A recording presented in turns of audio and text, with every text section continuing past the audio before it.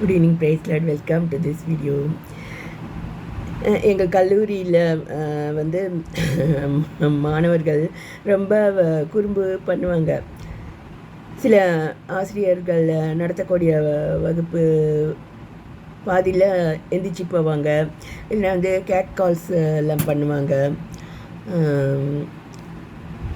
போதும் சார் அப்படின்லாம் கத்துவாங்க.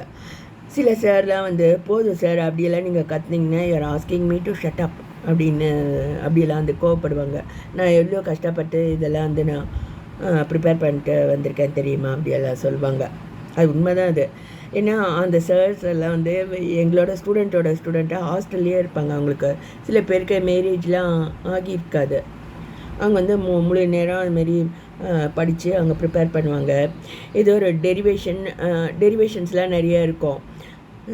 ஆம்ப்ளிடியூட் மாடுலேஷன் அது இதுன்ட்டு எல்லாத்துக்கும் டெரிவேஷன்ஸ் இருக்கும். நம்ம அதை ஒரு 4 தடவை அதை டிரைவ் பண்ணி பார்த்து பைஹார்ட்டாக நம்ம போர்டில் எழுதினா தான் வந்து ஸ்டக்கப் ஆகாமல் வரும். அதெல்லாம் கூட சில பேர் பெருமையாக சொல்கிறத நான் பார்த்துருக்கேன்.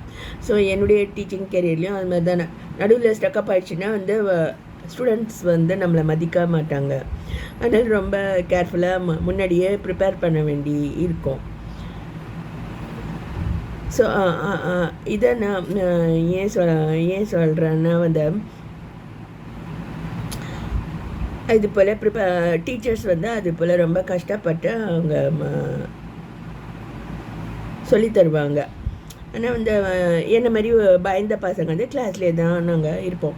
அதில் மெயினாக அவங்க என்ன சொல்லுவாங்கன்னா, இந்த copying does not help in the long run அப்படின்னு சொல்லுவாங்க. பிஹெச்டி லெசன்ஸில் வந்து முக்கியமாக வந்து every mark you should earn அதையும் அவங்க சொல்லுவாங்க. செஷனல்ஸ் நீங்கள் என்ன உங்கள் பேப்பரில் நீங்கள் வந்து ப்ரெசென்ட் பண்ணுறீங்களோ அதை பொறுத்து தான் உங்களுக்கு மார்க்கு. ஸோ அங்கே வந்து 50 மார்க்ஸ் வந்து இன்டர்னலில் 50 மார்க்ஸை வந்து எக்ஸ்டர்னல் அந்த மாதிரி இருக்கும். ஸோ அந்த இன்டர்னலுக்கு கொடுக்கக்கூடிய 50 மார்க்ஸுக்கு வந்து 3 டெஸ்ட்டு, குறிப்பிட்ட அளவு அசைன்மெண்ட்லாம் எழுதணும். அசைன்மெண்ட்லாம் ரொம்ப டஃப்பாக இருக்கும். நீங்கள் வந்து லைப்ரரியில் போய்ட்டு பயங்கரமாக படித்தா தான் நீங்கள் எழுத முடியும். அதுலேருந்து அதை ஃபுல்லாக நீங்கள் 50 மார்க்ஸை எடுத்துட்டீங்க, அதில் 0.1 கூட குறையக்கூடாது அப்படியெல்லாம் சொல்லுவாங்க.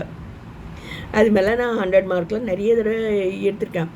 ஒரே ஒரு தடவை தான் ப்ராபபிலிட்டி. சில காரியங்கள் எனக்கு விளங்காது. ஏற்கனவே நான் சொன்னது போல் நான் மற்றவங்களோட ஒரு 6 months பிஹைண்டு, நான் ஏஜில் வந்து பிஹைண்டாக இருந்தேன். அதனால் எல்லா காரியம் எனக்கு விளங்காது. மறுபடியும் அவங்களாம் வந்து சீட்டு கட்டு அதெல்லாம் வந்து நல்லா விளையாடுறவங்களா இருப்பாங்க. அப்படி இருக்கவங்களுக்கு அந்த ப்ராபபிலிட்டிலாம் நல்லா புரியும். எனக்கு சீட்டு கட்டு விளையாட்டே தெரியாது. அதனால் எனக்கு அது புரியறதுக்கு கஷ்டமாக இருந்தது. அதனால் நான் எப்போவுமே 100 மார்க்கை வாங்குறவ அந்த இதில் மட்டும் 85ன்னு வாங்கிட்டேன். ஆனால் என்கிட்ட ஒரு நல்ல இது என்னென்னா, அந்த அதுக்கெல்லாம் நான் அந்த வருத்தப்படவே மாட்டேன். புரியலை, ஏதோ ஒரு காரியம் நமக்கு புரியலை அப்படிங்கிறது நான் வருத்தப்பட மாட்டேன்.